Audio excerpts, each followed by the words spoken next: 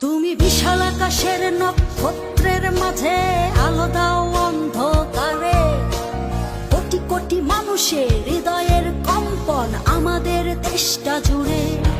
এখনো কৃষক শ্রমিক